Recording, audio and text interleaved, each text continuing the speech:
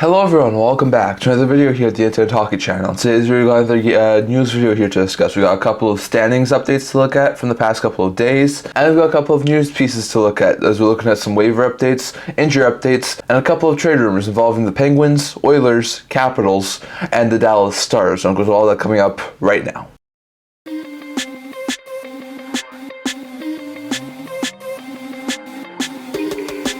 Hello everyone, welcome back to another video here at the Internet Hockey channel. Before we get into this video, don't forget to like this video and subscribe down below. Thank you for all your support. I'll never know to with all of you guys. So if you haven't already, hit the subscribe button down below. And don't forget to leave a comment down in the comment section below discussing all I was discussing in today's video. Now, I'm going to start today's video off as usual by discussing a couple of standings updates in the past couple of days. Lots of interesting standings updates from over the weekend. So as of February 27th, 2024, we have the Boston Bruins leading the Atlantic Division with 82 points, followed by 80 point Florida and 74 point Toronto. We have 81 point New York Rangers leading the Metro Division, followed by 74 point Carolina and 67 point Philadelphia. The two wildcard teams are currently 70 point Detroit and 69 point Tampa, and they're followed by 63 point Washington, 62 point Jersey, 62 point New York Islanders, 60 point Pittsburgh, 58 point Buffalo, 53 point Ottawa, 52 point Montreal, and 48 point Columbus. And those are teams in the outlooking right now in the Eastern Conference. Meanwhile, in the West, you have 79 point Dallas leading the Central, with 77 point Winnipeg and 75 point Colorado following. You have 82 point Vancouver leading the Pacific, followed by 71 point Vegas and 70 point Edmonton. And then you have the two wildcard teams are 68 point LA and 66 point Nashville, with the 62 point Blues, 62 point Wild, 61 point Flames, 61 point Kraken, 51 point Coyotes, 43 point Ducks, 35 point Sharks, and 35 point Hawks. And that's looking right now in the Western Conference. So lots of interesting stuff there. You have the Predators now having a 4-point lead for the last playoff spot in the East. 3 points separate LA, Edmonton, and Vegas. Only 4 points separate Colorado, Winnipeg, and Dallas. So those are some really interesting races. There are still 4 teams within 5 points of the Predators for the last playoff spot in the West. In the East, the Capitals are still hanging in there, only 4 points back of Philly. The two wildcard teams in Tampa and Detroit are in pretty good positions right now.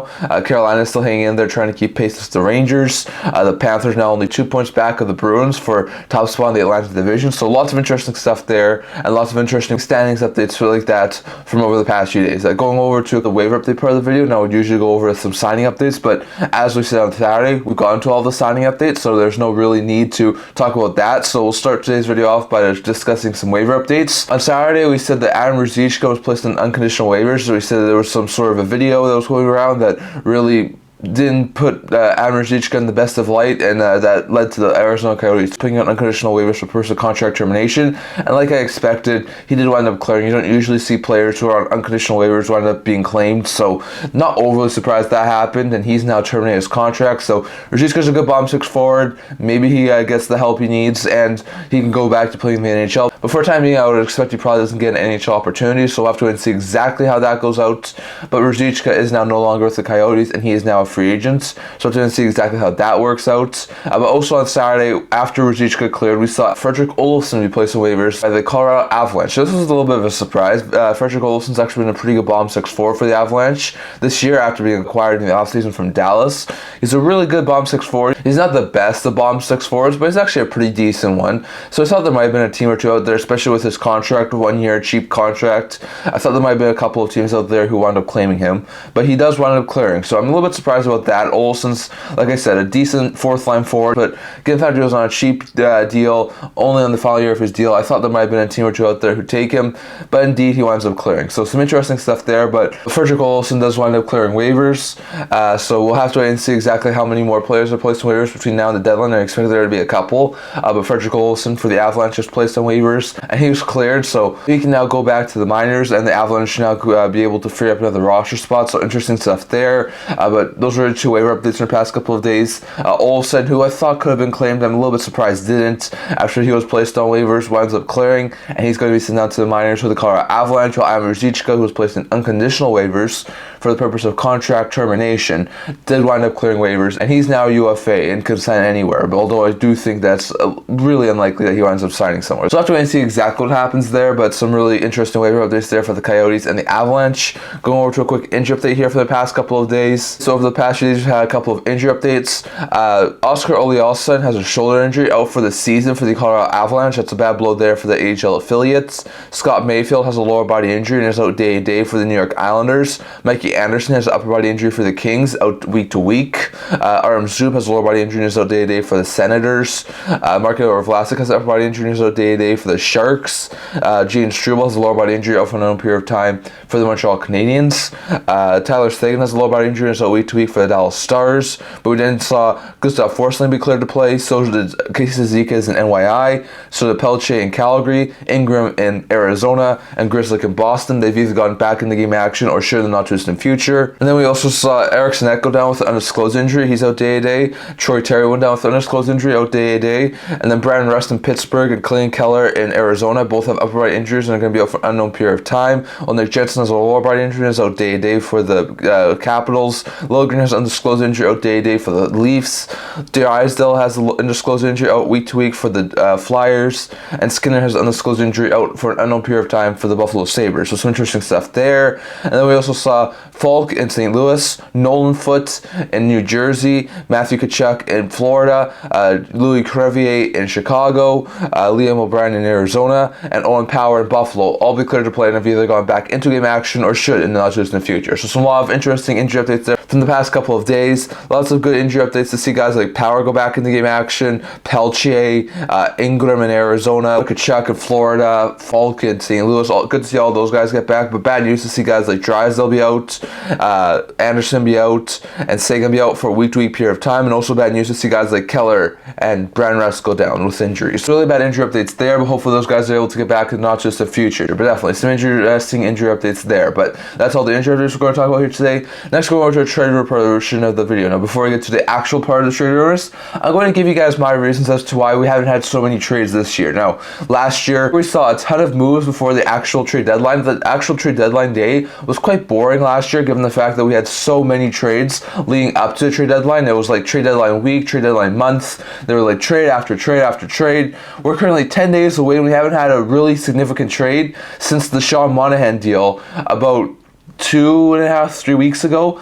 We only had one deal since then, and that was the Emil Bemstrom deal we talked about late last week. So I expect there to be some more trades pick up, but this is the reason why I think at this point in time we haven't had very many trades, and that's because the sellers don't have very many good assets, and the players that could be moved and could be really interesting players to be moved are currently on teams who are currently competing for playoff spots. Now, if you look at the East and the Western Conference, as we looked at in the standings just a couple of minutes ago, I think there's 6 teams locked in the playoff spot in the East, 7 in the West. I think Vancouver and the 3 in the Central are for sure going to make the playoffs, and even though the Predators have narrowed the gap really much between them and the Kings, Oilers, and Golden Knights, I do still have faith that the Kings, Oilers, and Golden Knights will all still find ways to make the playoffs. I don't expect them to go out of the playoffs, but I do expect them to remain in, so that leaves one spot in the Western Conference open. Meanwhile, I think that Toronto, Florida, Boston, Carolina, New York Rangers are all guarantees to make the playoffs in the East, and with the way they've actually played so far this year, I would also say Detroit's actually looked quite good over the past while, so I would also say they're locked to make the playoffs.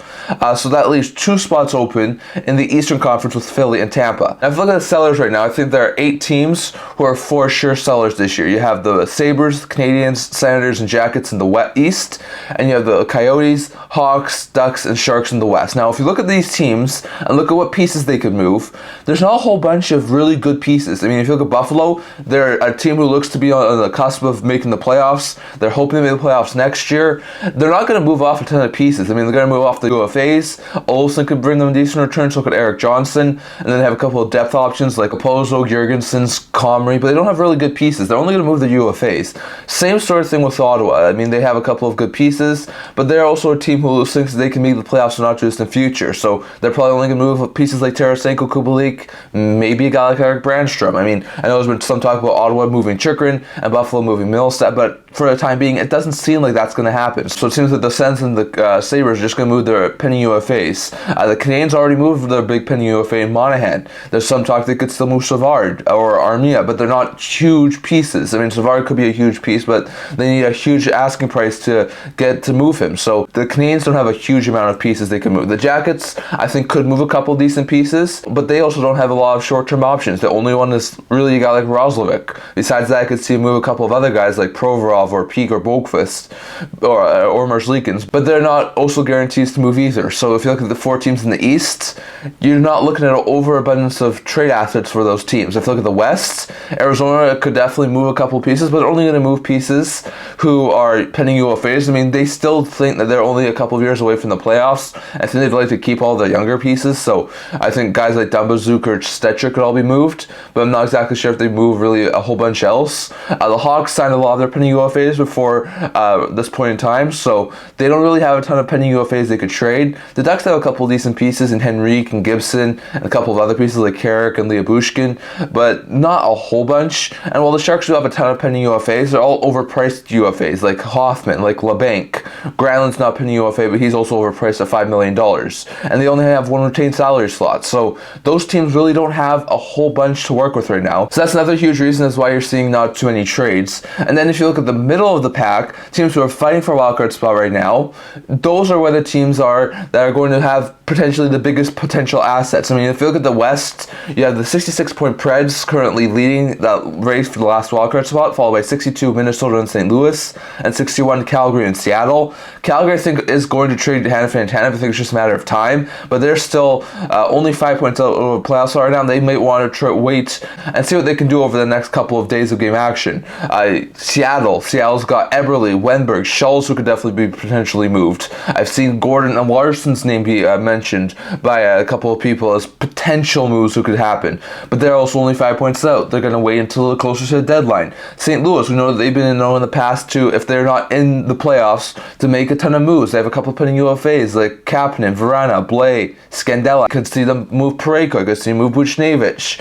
But once again, they're still hanging in there for a playoff spot. There's no guarantee they'll do it until closer to the deadline. Same thing with Minnesota. Now, Minnesota, I think, is one of the less likely, given the fact that I think they'll probably keep all of their pieces, but still, they're only 4 points out of a playoff spot. Preds are in a playoff spot, but there's been a ton of talk about moving Saros, moving Barry, moving Carrier, moving Trennan, moving Novak, who are all pending UFAs except for Saros, who's got 1 year left. So there's definitely some interesting updates there in the West. In the East, while Tampa is in the playoff spot, I don't see them falling out. And even if they were to fall out and be a couple points out at the deadline, I don't see them selling. I know Jersey's a handful of points over now. I don't see them selling, but they could be standing pat if they aren't able to get closer to the playoff mark. The Islanders, I would highly doubt them selling. It goes against what they want to do. I could see them easily stand pat if they continue to fall a little bit, but they're also on the outside looking in. But the 3 teams in the East that look to be holding up the market will be Philly, Pittsburgh, and Washington. Now, Philly has a couple of decent pending UFA defensemen. There's been some talk about moving Scott Lawton, but they're still in the playoff spot right now. So do they really want to move all those pieces? You have Pittsburgh and Washington, who are older, more veteran-y type teams, who are still not a ton out of a playoff spot. The Penguins are 7 behind the Flyers, but have, I think, like 4 or 5 games in hand. The Capitals are only 4 points back of the Flyers, and they have 2 games in hand. So both those teams have a lot of pending UFAs. The Penguins could move guys like Guentzel, and there's been a lot of talk that they could be making some other moves. We'll talk about that in a little bit. Smith, Pettersson, Guentzel, like we said, a couple of other guys. The Capitals have a couple of pending UFAs too, including Mantha, Edmondson, Pacioretty. I could see him move Oshie. So there's a couple of guys that Capitals could move. So it seems like those sort of teams are sort of falling off the trade market. Seattle, St. Louis, Nashville, to some extent Calgary in the West, and Washington, the 2 Pennsylvania teams in the East, are really, in my opinion, the teams who are holding up the trade market because they're currently on the outside looking in, and the odds are not stacked with them to make the playoffs, but there is a slight possibility, and those teams want to give their teams as much of an opportunity to get back in the playoff race so they maybe don't have to sell. So that's sort of the reason why I think at this point in time we haven't seen too many trades compared to last year, because these teams are all still still battling out for a playoff spot. So we'll have to wait and see exactly what happens there, but I think we will get more and more trades going into the trade deadline, but I think just comparatively last year, that's probably the reason why we haven't had as many trades as we did last year. But going over to the regular trade rumor portion of the video, first we're going to start off with the Dallas Stars. It sounds like, according to Elliotte Friedman, the Stars are going to be pretty aggressive trying to get a defenseman. Now, he said this on Saturday Night Headlines on Hockey Night in Canada. He said that the Stars are, even though they haven't been mentioned a ton, they are pretty aggressive right now in trying to add a top 4 defenseman. Now, he does talk about this on a 32 Thoughts podcast with Jeff Merrick, saying how he thinks that, he did mention on his Saturday Night Headlines that Walker and Sealer in Philadelphia, that there was a team out there who was trying to ask for Walker and Sealer in a package together, and originally Jeff Merrick thought it was Tampa, now he doesn't think so, and Elliotte Friedman speculates that it could be a team like the Dallas Stars, given the fact that he says they're definitely in on a right-hand defenseman, but he wouldn't be overly surprised if they wanted a completely new second pair. Now, I could definitely see this being a possibility. They have a really good first pair in Harley and Heiskanen.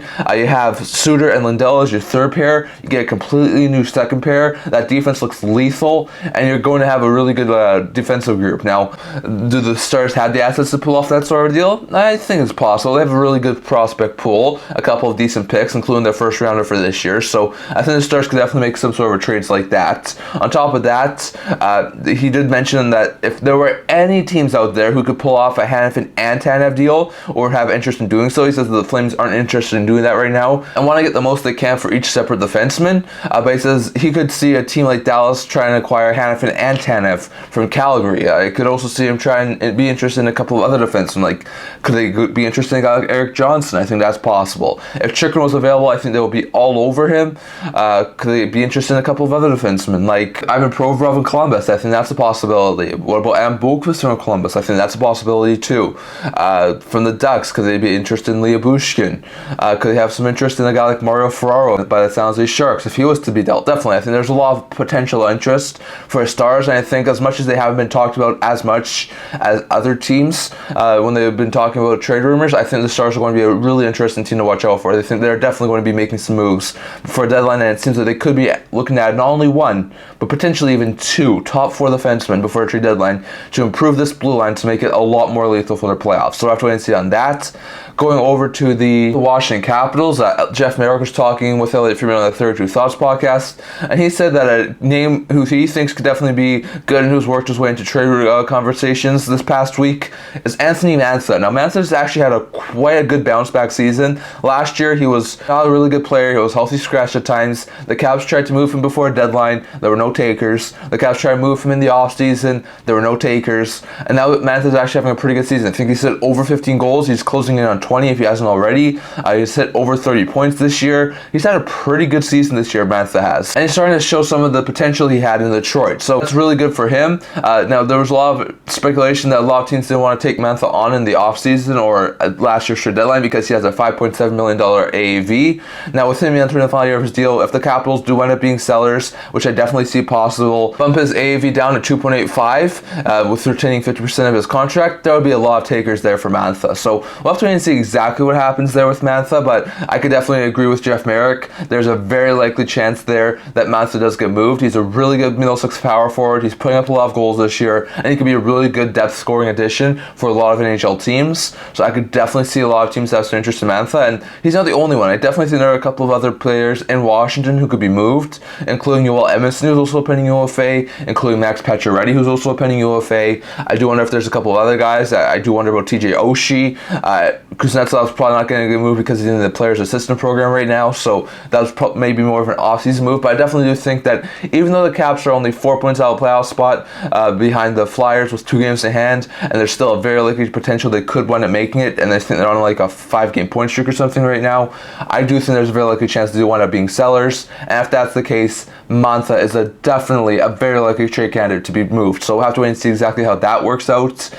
Going over to the Edmonton Oilers, they're actually a team that Jeff Merrick and Elliotte Friedman were linking to Mantha, as Jeff Merrick and Elliotte Friedman both said that Ken Holland has familiarity with Anthony Mantha, and in fact I think he was the GM who drafted him, so interesting stuff there. That could be a potential fit. We know the Oilers are looking for some forward help. Now, they're debating this on the 32 Thoughts podcast. Elliotte Friedman thinks that the Oilers should be going after a couple of depth players, like a forward and a defenseman, or 2 forwards and a defenseman, or a forward and 2 defensemen, or something like like that to try and bolster their lineup. Well, Jeff Merrick does think that they should still be trying to go after a goaltender because he says that there's a lot more high danger chances in the playoffs, and earlier in the season when their Oilers were laying in high danger chances, they didn't do overly well. So there's a very likely possibility that I could see both things. Now, I am personally of the belief that I don't see them going after a starting level goaltender. I think Skinner has played well enough that they have confidence in Skinner to get them through the playoffs this year. I don't see the Oilers going out and getting a starting level goaltender to upend Skinner in his job. I could see him get like either a backup goaltender or a third string goaltender to sort of give them insurance behind Picard, because I'm not sure if Skinner was to somehow go down with an injury, would you really be confident in having Picard be your second goaltender? I would not be, so I could definitely see him go out and get like a cheap UFA backup goaltender or a third string goaltender who's not going to cost you too much, but I could definitely see that be a possibility. On top of that, they were also on the Saturday Night headlines. Elliot Friedman linked to Henrique and Sam Carrick in Anaheim to them. They're very likely trade candidates in Anaheim. He said they could look to try and add both those guys, but I definitely think there's a very likely possibility they could have some interest in adding a couple of depth forwards. I think there's definitely a couple other guys they could look to add. Eberle, we've seen him being linked to Jake Guentzel, which is a possibility. We'll get through that in a minute. I could see him add a guy like Jason Zucker in Arizona, Anthony Duclair in San Jose. There's probably a couple of other pieces there too, but I could definitely see him add like one or two depth pieces, maybe even a couple of players who could play in the middle six for the Edmonton Oilers. I could see him add maybe another defenseman who could really help round out that D-core, so it'll be interesting to see. But I think at this point in time, the Oilers are probably best to try and get a depth addition in net instead of going and spending a ton of assets to go out and get Saros or trying to go out and get like Markstrom or Gibson. I think they're best to try and go out and get a cheap UFA who can sort of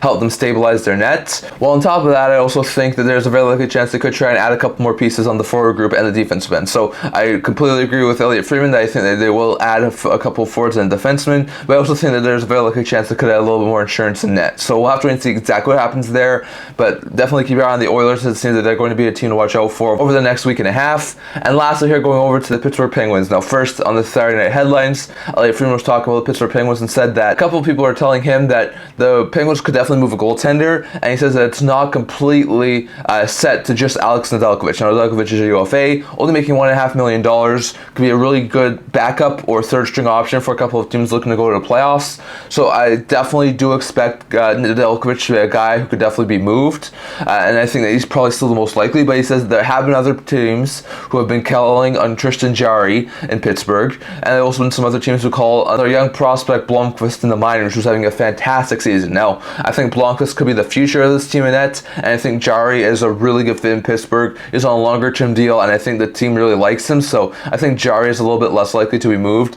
Same with Blomqvist, so I think there's a very likely chance that it's probably Nedeljkovic who gets moved, but Elliot Friedman does think that the Penguins will move a goaltender before the trade deadline. As for Jake Guentzel, he mentioned this on his Saturday Night Headlines as well as Third Juice Thoughts podcast. On Saturday Night Headlines, he linked 5 teams to Guentzel, and he was speculating about another one on the Third Juice Thoughts podcast. He mentioned Florida, Carolina, Vegas, Edmonton, Vancouver on Saturday Night Headlines, as well as speculating Detroit, as they could be a really good fit for them as long as they could have an extension in place with Guentzel from Detroit. So those are 6 intriguing options. Now, according to Elliot Friedman, his words, I think a little bit a while ago, was that the asking price was something similar to the Claude Giroux asking price, which was a first-round pick, a third-round pick, and a really good prospect. Now, the Panthers moved a first-round pick, a third-round pick, and Owen Tippett to the Philadelphia Flyers in exchange for Claude Giroux, and that sort of seems to be the asking price for Guentzel, would be my guess. So if you look at those 6 teams, could any of those teams pull it off?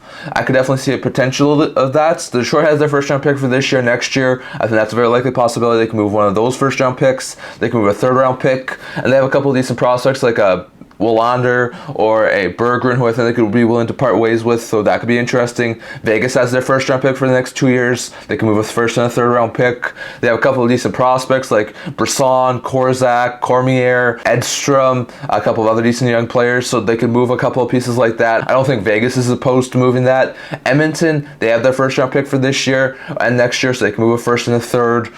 They also have a couple of decent young players. Would they be willing to move Holloway? Not exactly sure about that. They also have a couple of decent players like Bueki, that like Carter Savoy, Raphael Lavoie, so they could definitely be a team who looks to try and add him. Vancouver, I think, is a little bit less likely given the fact they have no first-round pick for this year after the Lindholm deal, but I think it's still a very likely possibility. They have a couple of decent prospects. Could they be willing to move a guy like Atu Ratu, Wu in the minors, a couple of decent other players? I'm not exactly sure if they move Lekaramaki or Olander, but I do think there's a possibility of them moving a couple other pieces. But I do think they could potentially make that sort of a move. Carolina, same sort of thing, has their first-round pick for this year, has their first-round pick for next year. They can move a first and a third. They have a couple of decent prospects like Ryan Suzuki in the minors, Nola Gunler. They have a couple of other decent prospects too, so I could definitely see Carolina be a team who could definitely pull it off.